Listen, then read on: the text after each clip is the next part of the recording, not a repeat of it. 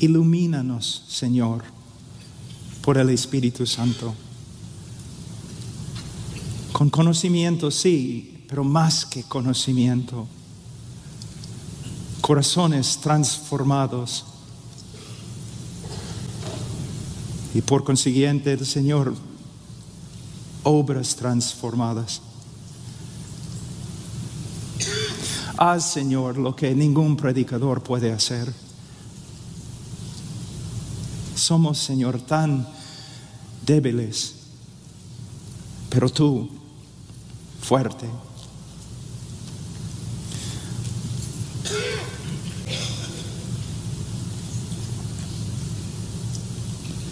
Prefiero, Señor, seguir orando, pero por fe dejaré de orar para predicar. En el nombre de tu Hijo. Amén. Hoy día me siento tan débil, no por causa de mi salud, sino por causa del tema. La justificación del pecador y la vindicación de la persona de Dios. A través de la historia,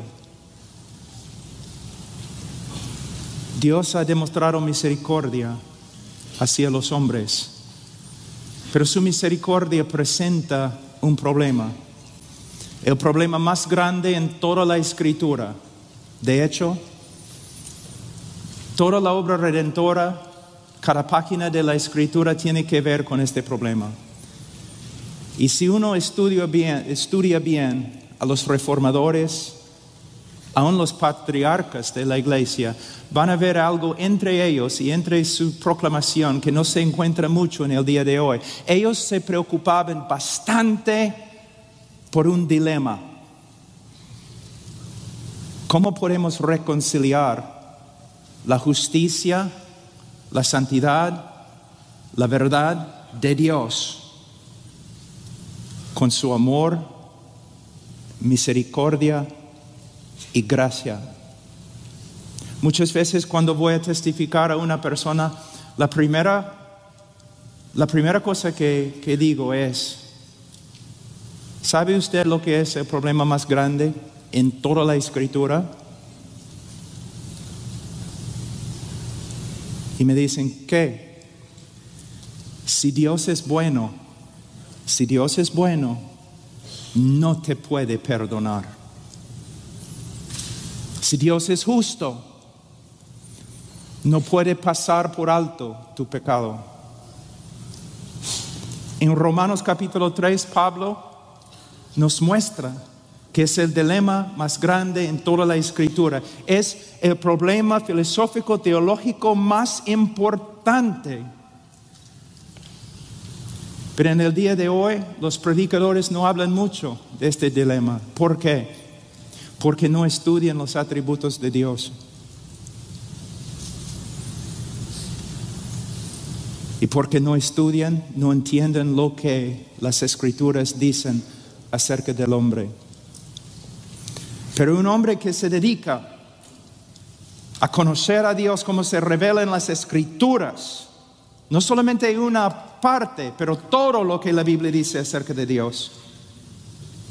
Y si el mismo hombre se dedica a entender lo que la Escritura dice acerca del hombre, entonces inmediatamente se presenta un problema tremendo. ¿Cómo puede un Dios tan santo, tan justo, pasar por alto, cubrir el pecado del hombre? No hay respuesta excepto en Calvario. Ahí, la primera vez en la historia de la historia, hay una manifestación de la armonía de los atributos de Dios. En la cruz del Calvario, si preguntamos, ¿Dios es justo? ¿Es justo Dios? Sí. ¿Cómo sabemos? derramó su ira sobre su propio Hijo cuando llevó nuestro pecado.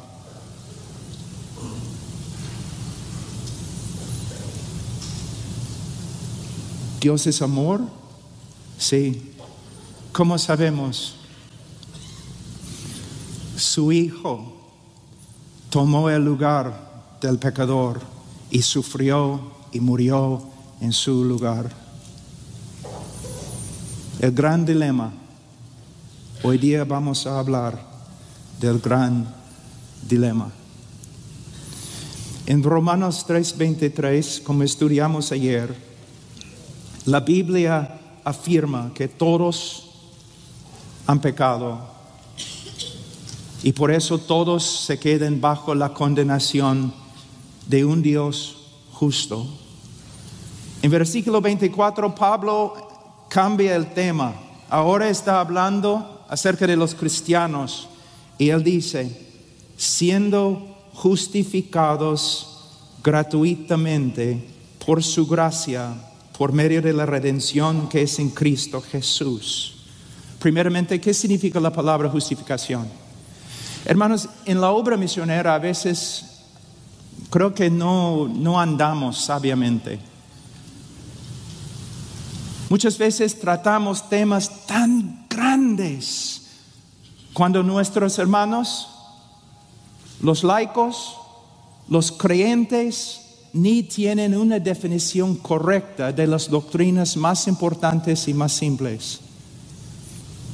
Si yo voy a tu iglesia, si yo pregunto al hermano más humilde en tu iglesia, define justificación, ¿puede definir justificación? Estos no son términos para teólogos. Son términos para cada persona que ha sido redimida por la sangre de Jesucristo. Y como pastores, como predicadores, nosotros tenemos que esforzarnos, luchar, dar nuestras vidas para explicar claramente lo que cada término significa: redención, rescate, propiciación, justificación, santificación. Tienen que saber. Una vez yo escuché de una conferencia, creo en China, donde iban a enseñar sobre la cristología de John Owen. Está bien, maravilloso. Pero ¿cómo vas a enseñar esto cuando los hermanos ni entienden la doctrina de justificación? Tenemos que no solamente usar palabras, tenemos que definir palabras. Pero para definir palabras tenemos que saber nosotros lo que significan. Y es la lucha del predicador, no aprender a predicar a los otros teólogos, sino predicar al hombre en la congregación. Entonces Pablo dice, siendo justificados. ¿Qué significa la palabra justificación o justificar? Es un término legal o un término forense. El momento que una persona confía salvíficamente en el Señor Jesucristo, Dios lo declara legalmente justo ante Él. Y como el hermano dijo anoche, no más o menos justo. Porque ¿cuántas veces pecaron Adán y Eva antes que fueran echados de Edén? Una vez. Dios lo declara legalmente, perfectamente justo. Y a veces los hermanos dicen, qué linda definición de la justificación. No he terminado.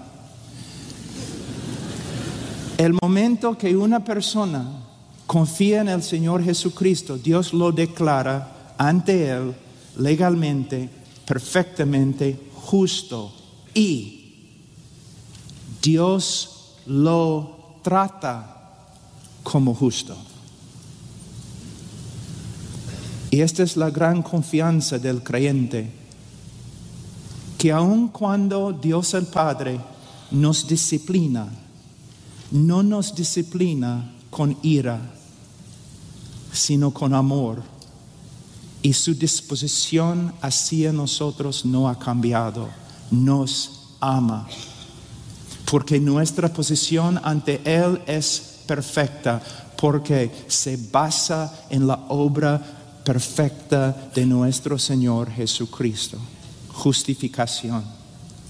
Entonces, Dios nos declara legalmente justo y nos trata como justos. Pero ¿cómo puede hacer eso? Porque en la cruz del Calvario, Dios imputó el pecado de su pueblo a su Hijo y lo declaró culpable y lo trató como culpable, aplastándole bajo su ira. ¿Pueden ver el intercambio?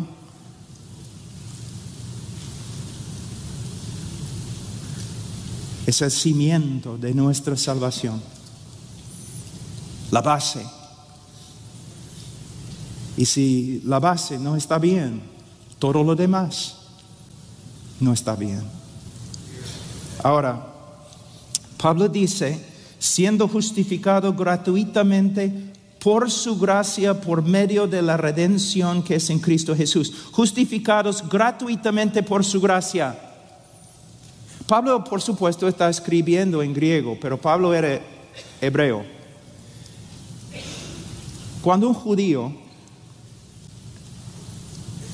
quiere enfatizar algo, repite.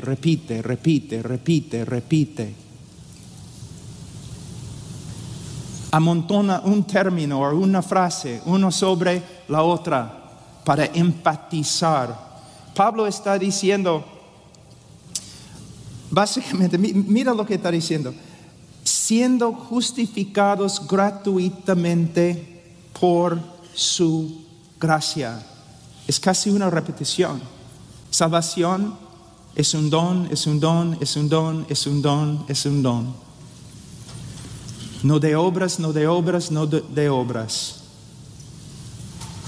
Ahora, la palabra gratuitamente se traduce de una palabra en griego, dorean, que significa sin causa. Sin causa. Gratuitamente, sin causa. En Juan capítulo 15, versículo 25, la misma palabra se usa. Escucha. Pero esto sucedió para cumplir la palabra que está escrita en la ley de ellos, hablando del Mesías, sin causa me aborrecieron. Cristo nunca le dio a nadie causa para aborrecerle, nunca. Ni una razón le dio a nadie para que le aborreciere. De la misma forma, nosotros nunca hemos dado a Dios una causa para justificarnos. Solamente hemos dado a Dios una razón para condenarnos. Entonces podemos ver, la salvación es de Dios. Algo muy importante.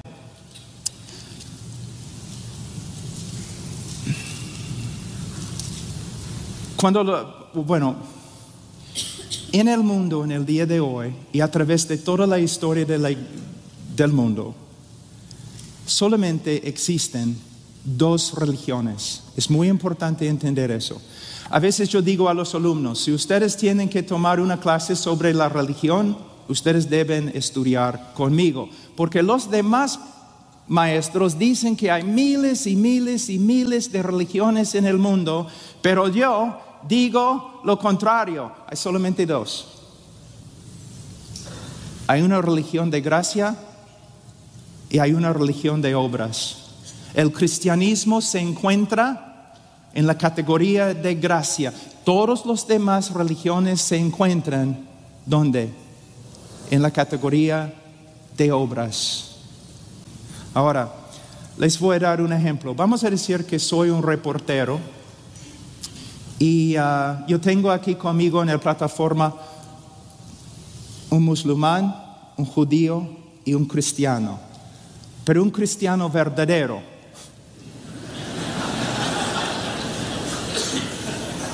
es un animal muy raro.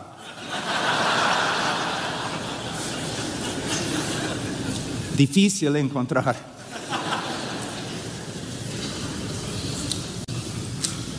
Pero cuando lo encuentras, lo sabes. Entonces, como reportero, yo pregunto al musulmán: señor musulmán, si usted muriera ahora mismo, ¿dónde iría? Y él me dice: al paraíso. ¿Por qué?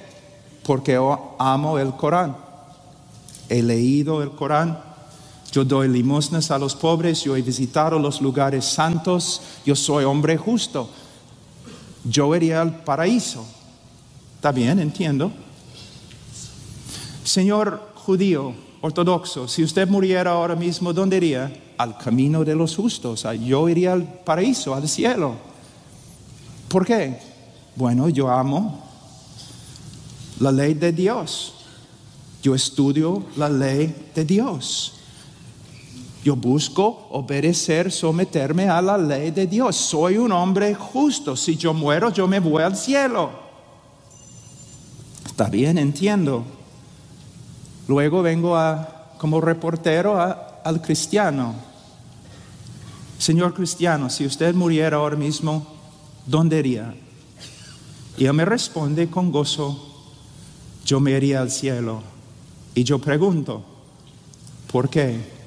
Y él me dice lo siguiente: en maldad he nacido y en pecado me concibió mi madre.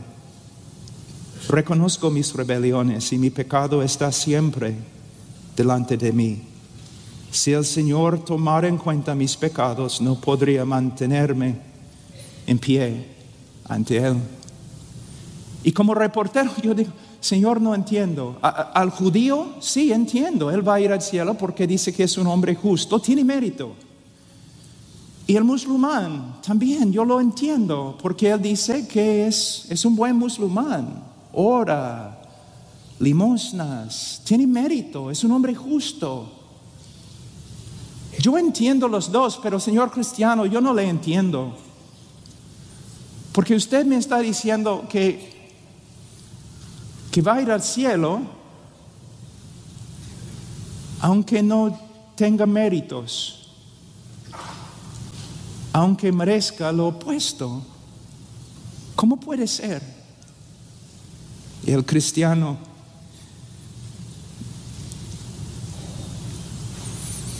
mira al reportero y dice: porque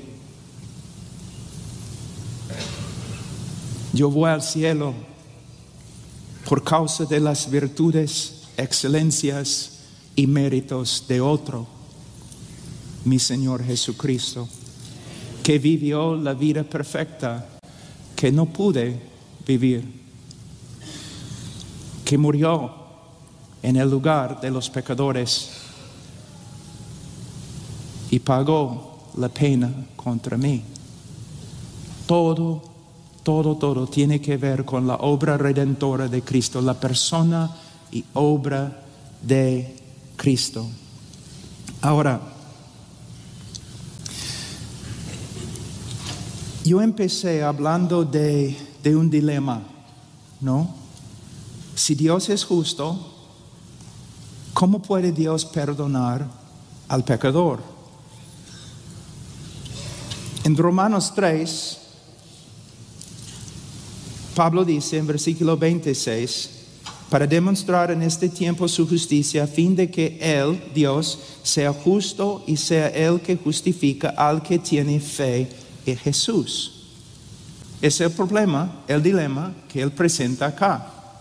Y la respuesta se encuentra en la persona de Jesús. Pero lo que quiero hacer en este momento es: yo quiero mostrarles que no es una doctrina nueva, o no es un problema que se manifiesta solamente en el Nuevo Testamento.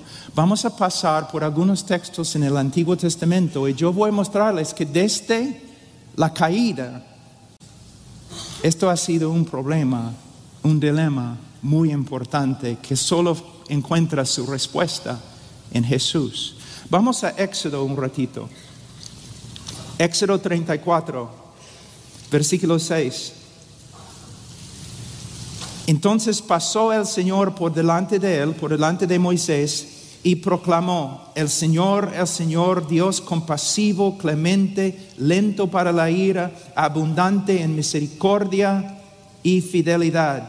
El que guarda misericordia a millares, el que perdona la iniquidad, la transgresión y el pecado. Wow. Muchos teólogos, yo soy uno de ellos, creen que esta es una de las revelaciones de Dios más grande en todo el Antiguo Testamento. Igual a Isaías 6, por ejemplo. Dios baja del cielo y Dios proclama quién es.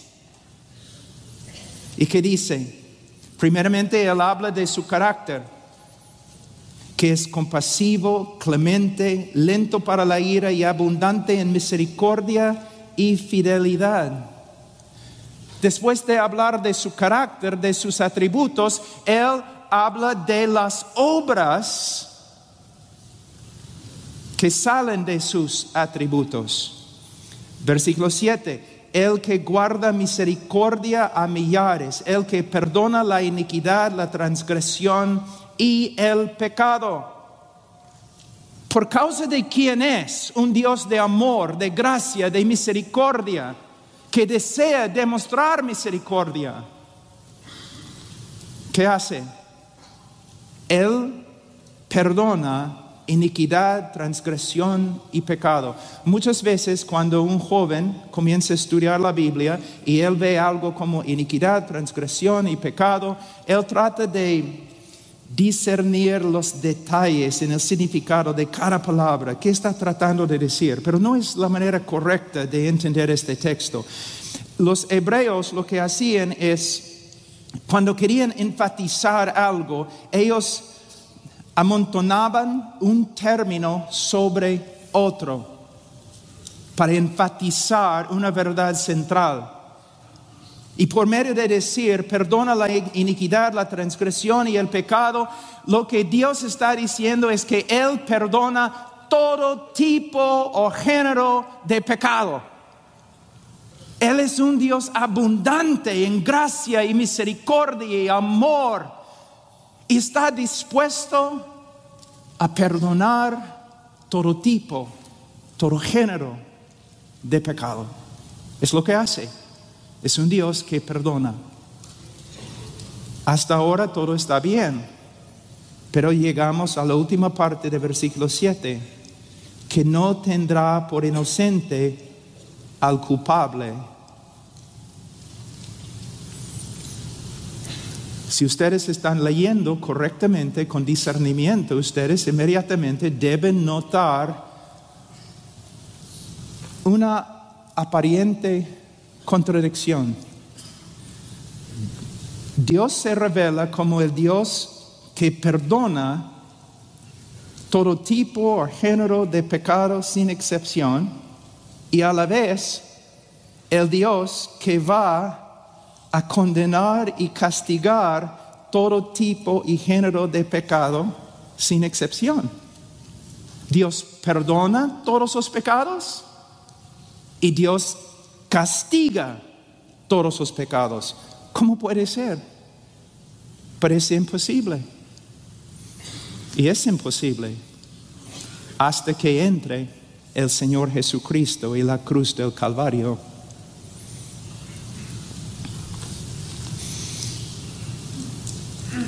Dios va a castigar cada pecado que ha sido cometido desde la caída de Adán. No debes pensar que Dios no va a castigar tu pecado. Dios va a castigar todo pecado desde Adán. Los que creen en la obra redentora de Cristo, los que creen en la vida, la muerte y la resurrección de Cristo, Dios ha castigado cada uno de sus pecados en Calvario, cuando derramó su ira sobre su Hijo. los que rechazan al Hijo, Dios castigará su pecado por toda la eternidad en el infierno. Entonces necesitamos entender algunas cosas muy importantes. Y tiene que ver también con el nuevo pacto, pero es otro sermón, lo que Cristo hizo en la cruz. Pero necesitamos entender algo, que Dios va a castigar tu pecado, pero lo ha hecho en Cristo. Otra verdad que muchas veces los hermanos no se dan cuenta, tan importante que es que la salvación es por obras.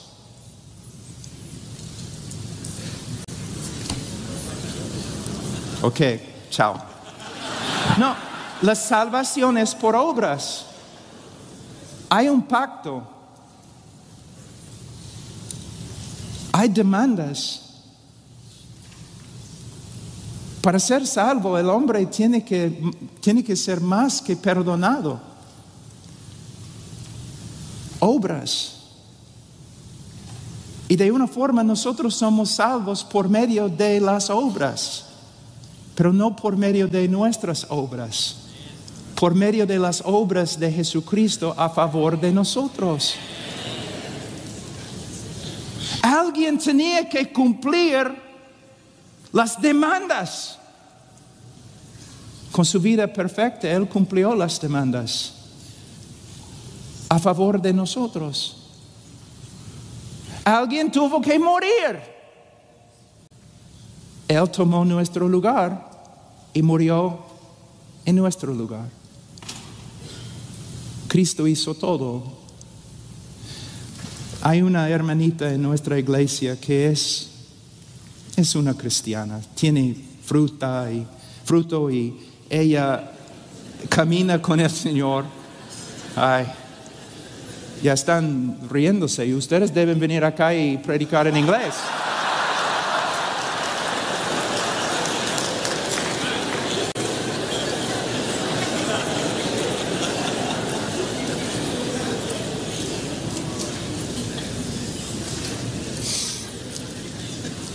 Pero ella muchas veces se turba en su corazón con respecto a la seguridad de su salvación. Y siempre cuando me siento con ella, yo le digo, hermanita, estás olvidándote que siempre te digo, hay solamente un héroe en esta historia de redención. Él vivió la vida que no puedes vivir. Él murió la muerte que no puedes morir. Él hizo todo. ¿Ves? Ahora, vamos ahora a Proverbios.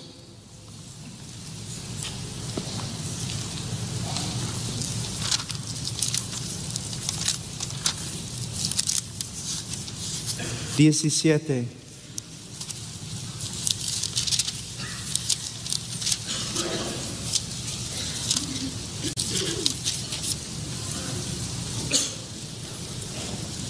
El que justifica al impío y el que condena al justo, ambos son igualmente abominación al Señor. Ahora,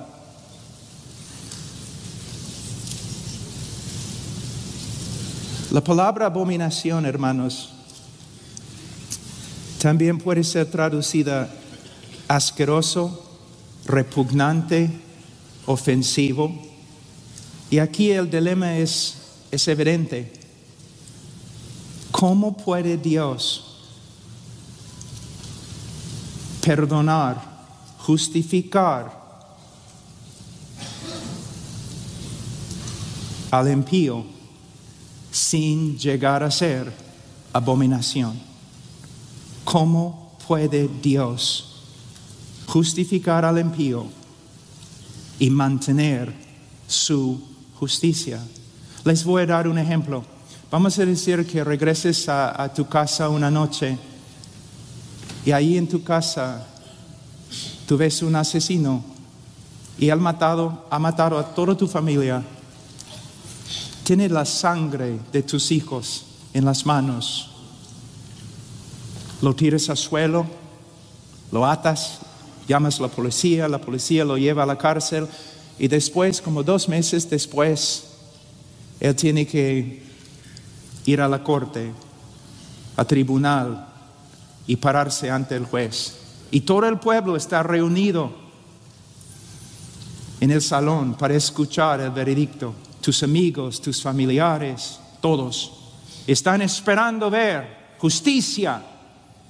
Y el juez dice: soy un juez compasivo, misericordioso, lleno de amor, abundante en gracia. Y mira al criminal, al asesino que mató toda tu familia y dice: te perdono.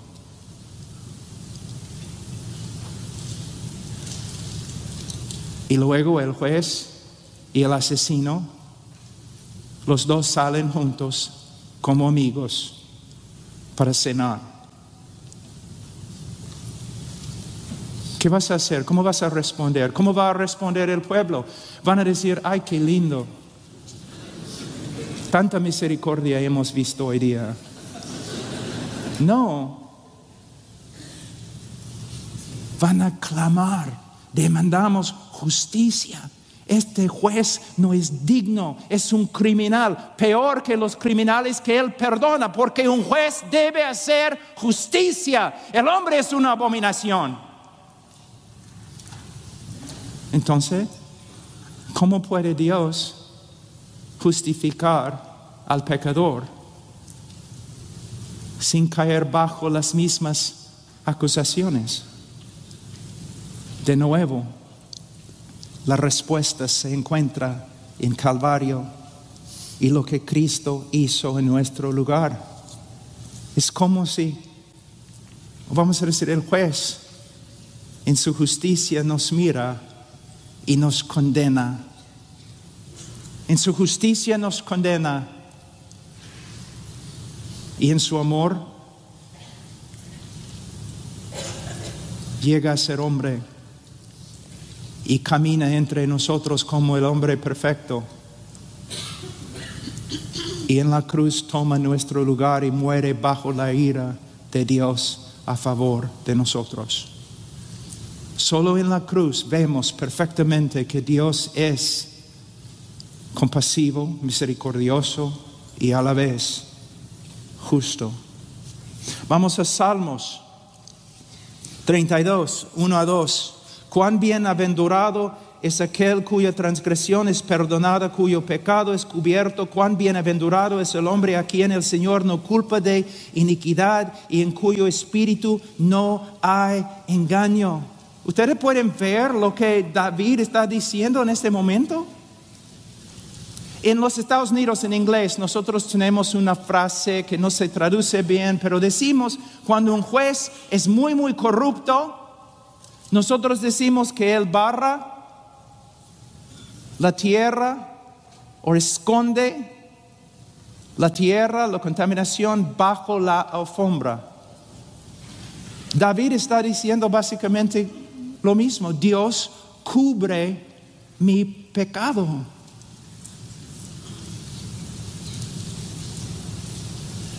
Dios no me inculpa de iniquidad. Pero un juez debe culpar a los malos. Un juez debe no esconder el crimen. El juez tiene que, si es justo, tiene que exponer, manifestar el crimen. ¿Cómo puede Dios esconder el pecado o cubrir el pecado? De nuevo, mira Romanos 3.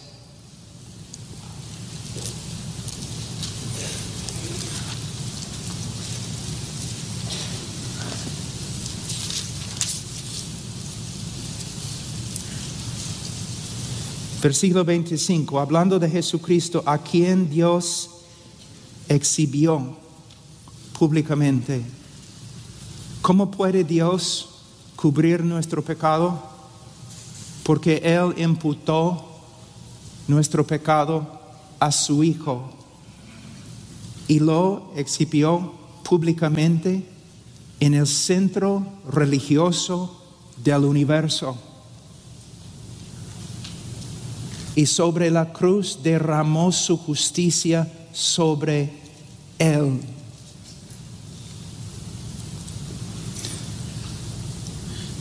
Tengo escrito acá: los que creen en Él ahora se regocijan que sus pecados han sido cubiertos para siempre, pero los que no creen en Él se avergonzarán en el día del juicio, porque sus pecados serán expuestos ante todos y para siempre. Lo que necesitamos ver es que nuestros pecados fueran expuestos y toda la vergüenza con ellos, pero expuestos en Calvario cuando Cristo sufrió en nuestro lugar. Ahora vamos a Miqueas, capítulo 7. Miqueas capítulo 7, versículo 18.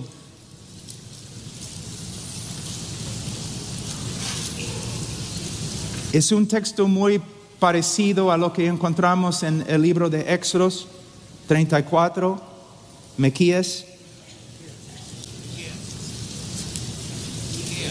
Miquea.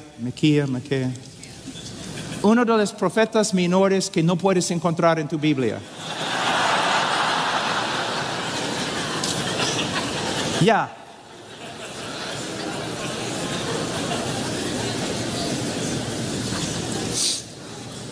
No puedo creer que ustedes se rieron de mí. Arrepiéntense todos. Con ayuno. No quiero ver nadie afuera comiendo durante almuerzo.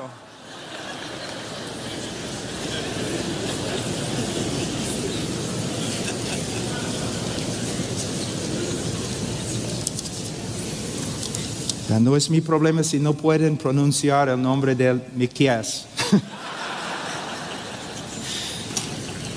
Versículo 18, ¿qué Dios hay como tú, que perdona la iniquidad y pasa por alto la rebeldía del remanente de su heredad? No persistirá en su ira para siempre, porque se complace en la misericordia. Volverá a compadecerse de nosotros, hollará nuestras iniquidades, sí, arrojarás a las profundidades del mar todos nuestros pecados. Versículo 19 se encuentra en muchos himnos, cánticos que se cantan por todo el mundo. Y es correcto cantar estas palabras con alegría, pero yo creo que se demanda más que alegría, solemnidad. Y los que solamente pueden cantar estas palabras con alegría no entienden el texto. Cuando uno lee este texto piensa, ay, qué lindo, Dios no ha pisoteado nuestras iniquidades, así, ¡pum! O que Dios, no, Él ha agarrado nuestro pecado como una bola y lo ha tirado al mar. ¡Qué lindo!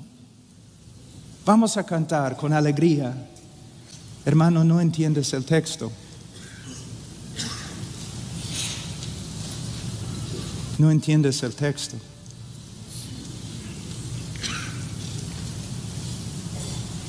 Dios agarró nuestro pecado y imputó nuestro pecado a su Hijo y pisoteó su Hijo bajo su ira. Dios tomó nuestro pecado como una bola los imputó su hijo, agarró a su hijo y lo tiró al mar de su ira. Si tu labio no está temblando cuando cantas este texto, tú no entiendes este texto. Jonás era culpable y se tiró al mar para salvar al bote y los inocentes que estaban dentro. Cristo, el inocente, se tiró al mar de la ira de Dios para salvar la nave de Sión y los culpables que están dentro.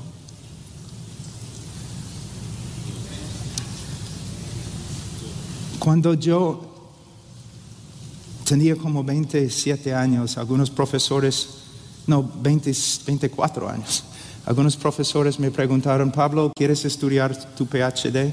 Sí. ¿Qué quieres estudiar? ¿El Evangelio? No, ya hemos estudiado esto.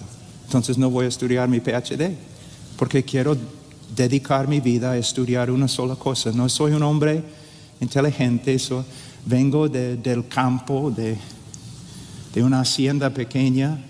No soy súper inteligente, no soy académico, no puedo estudiar todo en la Biblia. Entonces voy a dedicarme a estudiar una sola cosa: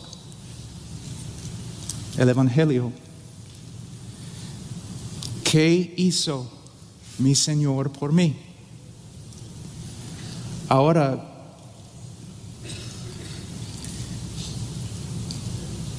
décadas han pasado. Muchas veces 3, 4, 5, 7, 8, 16 horas al día. Dios sabe que no estoy mintiendo. Yo no entiendo mucho acerca de la escatología, aunque probablemente debo saber más.